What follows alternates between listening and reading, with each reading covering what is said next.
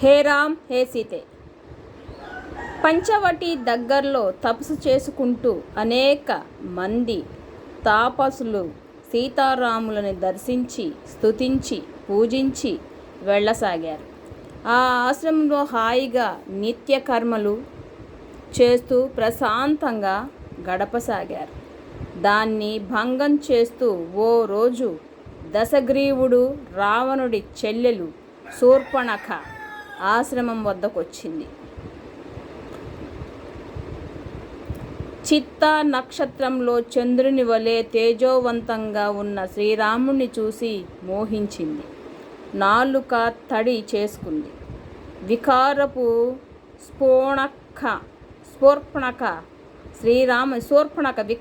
శూర్పణఖ శ్రీరాముని ముందుకెళ్ళింది. ప్రేమించానంది. ఈ దండకారణ్యాన్ని ఏలుకోమని నా అన్న రావణుడు ఇచ్చాడని చెప్పింది. శ్రీరాముడు ఆమెతో చెప్పాడు, నేను దశరథరాజు పుత్రుడను, శ్రీరాముడను. ఈమె నా భార్య సీత. కాన నీవు సవతిపోరు పడలేవు. అదిగో లక్ష్మణుడు నీకు తగినవాడు. శూర్పణఖ లక్ష్మణుని చూసి భలే బావున్నాడు అని వాని దగ్గరికి వెళ్ళింది. కలిసి క్రీడిద్దామంది. హా, నేను నా అన్న శ్రీరాముడికి దాసుడను. నీవు నన్ను కోరితే నీవు దాసురాలి కావాల్సిందే.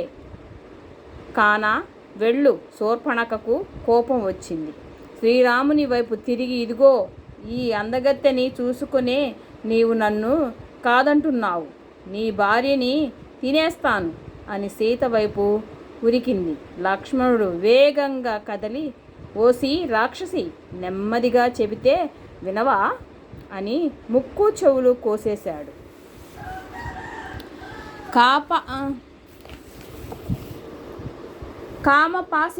కామపాసిత శూర్పణఖ గగ్గోలు పెట్టింది. మాయమై అన్న రావణాసురుడి ముందు ప్రత్యక్షమైంది.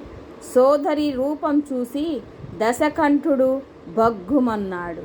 నిన్నిలా చేసిన వాడెవడైనా నా మృత్యు శాపానికి బలి చేస్తాను అని అరిచాడు.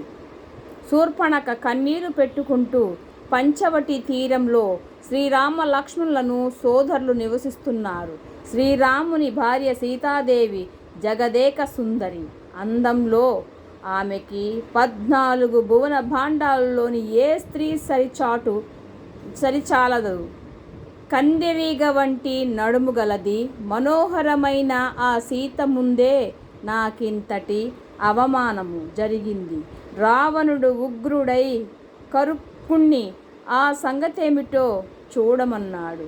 రాక్షస సేనతో శ్రీరామ లక్ష్మణులపైకి యుద్ధానికెళ్ళాడు. శ్రీరామ లక్ష్మణుల చేతిలో అంతా సంహరింపబడ్డారు. రావణుడు ఉగ్రుడయ్యాడు.